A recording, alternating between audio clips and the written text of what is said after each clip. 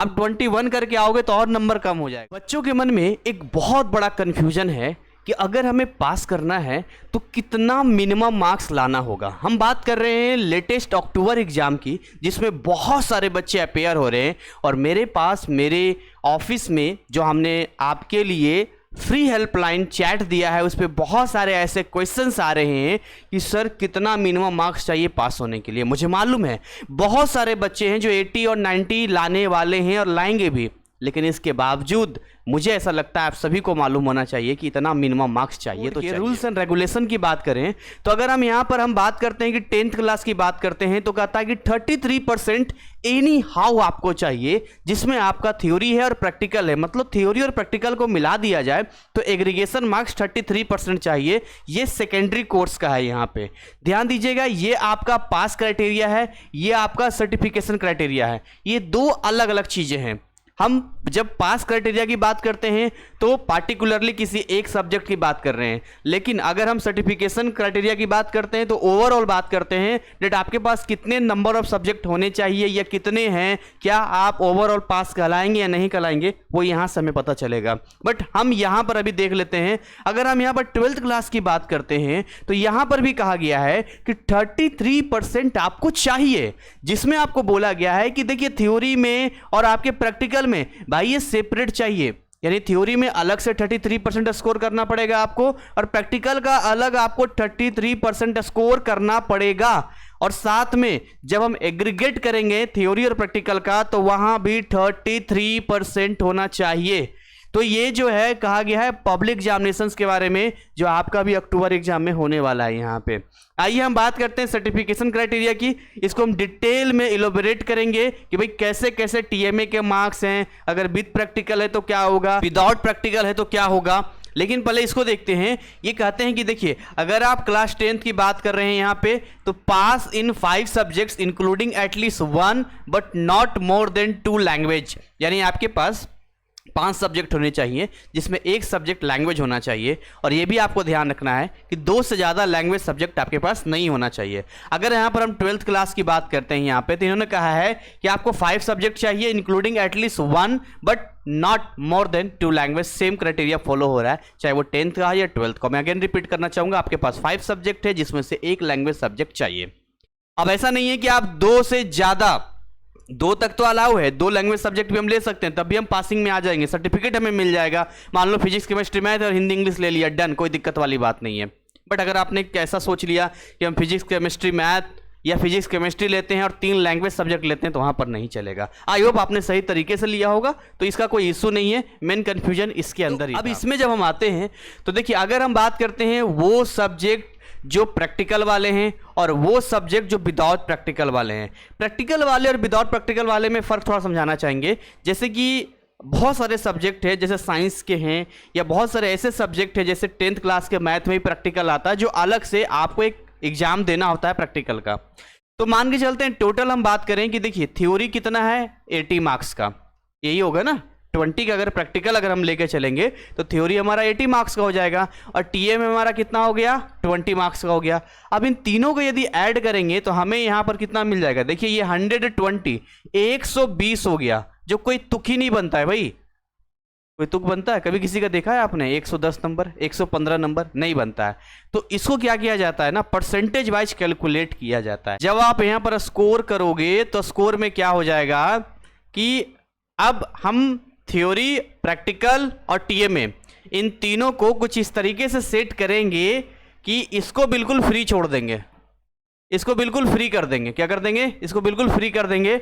जो भी एडजस्टमेंट होगा वो थ्योरी में होगा और टीएमए में होगा। अब हमें कुछ इस तरीके से सेट करना है कि हमारा ये दोनों जो है 100 बन रहा है, ये 100 किस में कन्वर्ट हो जाए, 80 में कन्वर्ट हो जाए। और ये तभी पॉसिबल है जब ये 20 16 में कन्वर्ट हो जाए और ये जो 80 है ये 64 में कन्वर्ट हो जाए। अब आप 64 और 16 को ऐड करोगे तो 80 आ जाएगा। अब इसको हम आसान तरीके से समझें, अगर आपके टीएमए में फुल मार्क्स यानी 20 मिला है तो आपको वहां पर 20 ना शो करके 16 शो करेगा। सेम अगर मान के चलते हैं कि आपका जो टीएमए के मार्क्स है वो 18 है यानी कि 90% है, तो आप 16 का 90% निकाल सकते हैं। आपको वहां पर जो भी मार्क्स होगा दिखाई देगा, मतलब कम होगा। तो इस तरीके से सेटअप तैयार हमारा हो जाता है। लेकिन जो बात अभी की जा रही थी मिनिमम मार्क्स की, ये तो हमने बस तरीका बताया, मिनिमम मार्क्स की बात की जा रही थी। तो मिनिमम मार्क्स के अकॉर्डिंग यहाँ पे आपको ये समझना पड़ेगा कि भाई यहाँ कम से कम 33% चाहिए तो चाहिए।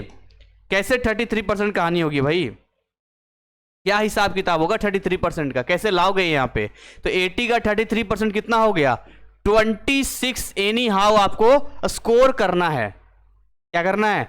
26 मार्क्स एनी हाउ स्कोर करना है।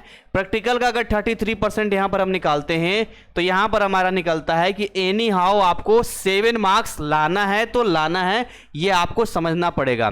यानी अगर कोई ऐसा स्टूडेंट है जिसका प्रैक्टिकल में 7 से कम है और उसका थ्योरी में बहुत अच्छा मार्क्स है, तब भी वो फेल माना जाएगा। समझ रहे हैं? अब इस देखिए एग्रीगेशन हम करेंगे 26 और 7 का, साइड में यहाँ पे 26 और 7 का एग्रीगेशन करेंगे तो आप खुद देख रहे हो कि किस तरीके से ये 33% ऑटोमेटिक आउट ऑफ 100 बन जा रहा है। तो एग्रीगेशन भी हमारा कंप्लीट हो रहा है, सेपरेट भी हमारा हो रहा है। अब आपके मन में सवाल आएगा कि टीएमए का क्या रोल होता है। आपको ये समझना पड़ेगा टीएमए का जो रोल होता है वो पासिंग और फेलिंग में नहीं होता है, आपके मार्क्स को इंप्रूव करने में होता है। अगर कोई टीएमए ना दे 0 नंबर, खाली केवल प्रैक्टिकल थ्योरी ले आए, बहुत बच्चों को हमने देखा है, तब भी वो पास है, कोई दिक्कत वाली बात नहीं है। मतलब कि आप ऐसे समझो कि थ्योरी और प्रैक्टिकल के मार्क्स मिलने के बाद एडिशनल मार्क्स टीएमए के होते हैं जो आपको सपोर्ट करता है आउट ऑफ 100 में आपके परफॉर्मेंस को इनहेंस करने में। इतना ही टीएमए का रोल होता है। अगर कोई ये सोच रहा है कि यहाँ पर हम 26 की जगह 20 ले आएंगे और 6 मार्क्स टीएमए वाला एडजस्ट हो जाएगा, तो ऐसा नहीं होने वाला है। इस बात को आप ध्यान सुनिएगा। और ये तो ऑन रिटन पेपर बता रहा हूं, जिस समय पेपर पे आप लिखोगे उस टाइम तक 26 होना चाहिए। हाँ, बाद में जाकर ये फिर कन्वर्ट हो जाएगा, एक अलग मैटर है, वो आपका 64 के अकॉर्डिंग हो जाएगा। यानी कि मुझे लगता है कि आपका कितना हो गया, 22 के आसपास हो जाएगा, 21 या 22 में कन्वर्ट हो जाएगा, वो एक अलग मैटर है, दिखाई उतना ही देगा। तो ये वाला कैलकुलेशन आपको समझ में आ गया विद प्रैक्टिकल वाला। अगर हम विदाउट प्रैक्टिकल की बात करते हैं यहाँ पर, तो प्रैक्टिकल तो है नहीं, तो इसका सेपरेट अगर आप निकालोगे, इसका सेपरेट जो आपको ऑन पेपर लेके आना है 33%, वो आपको 33 मार्क्स लाने ही लाने हैं। जैसे आप मान लो मैथ का पेपर दे रहे हो, प्रैक्टिकल तो उसमें नहीं है, तो आपका जो सही सवाल और जवाब उसमें जो भी आंसर्स लिखोगे वो 33 होना चाहिए। वो 33 ऑटोमेटिक 80 के अकॉर्डिंग कन्वर्ट हो जाएगा। क्योंकि टीएमए में कोई छेड़छाड़ नहीं कर रहे हैं, तो ये जो 100 होता है यही 80 बन जाता है, तभी तो 80 और 20 मिलके 100 बनेगा यहाँ पे। तो देखो वो क्या कन्वर्ट होके बाद में बन रहा है, हमें उससे कोई इंटरेस्ट नहीं है, वो हमारे हाथ में भी नहीं है, हमारे हाथ में थोड़ी ना है। अब मान लो कि यहां पर आप देख रहे हो किसी के पेपर पे 21 लिखा हुआ है, तो भाई 26 सही करके आया तभी वो 21 है। आप 21 करके आओगे तो और नंबर कम हो जाएगा। तो आप मोटा मोटी दिमाग में ये सेट करो ना कि अगर 80 का पूरा ओवरऑल 80 है तो 80 का 33% निकालो, 26 एनी हाउ मेरा एकदम सही सवाल जवाब होना चाहिए, उसके अंदर सही आंसर्स होने चाहिए। और विदाउट प्रैक्टिकल है तो यहाँ पर 33 यानी कि मैथ में 33 नंबर चाहिए पास करने के लिए। अगर इससे कम हो जाता है तो आप फेल हो जाएंगे। फिर ऐसे कंडीशन में आपका साल भी बर्बाद होगा और आप बेवजह परेशान हो जाएंगे। यहाँ पे देखिए, हमने आपके अक्टूबर एग्जाम के लिए बहुत सारे वीडियोज लाते रहते हैं, जिसमें ये वीडियो आप देखेंगे यहाँ पे कैसे लास्ट स्ट्रेटजी होनी चाहिए, 15 दिनों में कैसे मैथ की तैयारी होनी चाहिए, बहुत सारे फ्री फॉर्मूला सीट, बहुत सारे स्पेशल ऑफर देते रहते हैं जो हमारे ऐप में आपको मिल जाता है। आपको जरूर हमारे ऐप को डाउनलोड करना चाहिए, जिससे कि आप सही समय में, अगर आपके पास मैं कहता हूँ 7 डेज का भी समय है, तो भी आप बहुत अच्छा स्कोर कर सकते हैं। मेरे हिसाब से आप अच्छा स्कोर कर सकते हैं, बहुत बच्चे कर रहे हैं। VBI सीरीज भी है जो 444 में भी आपको मिल जाता है। खैर एनीवे, अगर फिर भी आपके पास कोई डाउट रह जाता है, कोई मन में ऐसी चीज़ें हैं, तो आप हमें इन दिए गए नंबर्स पे कांटेक्ट कर सकते हैं।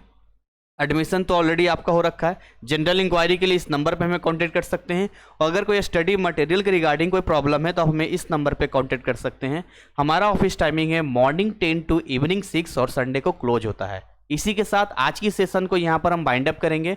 उम्मीद करेंगे कि आपके दिमाग में जो मिनिमम मार्क्स क्राइटेरिया या सर्टिफिकेशन क्राइटेरिया के जो भी चीज़ें थी वो क्लियर हो गई होंगी और आप टेंशन फ्री होकर पढ़ाई कर पाएंगे। Thank you so much, wish you all the best. जय हिंद, जय भारत।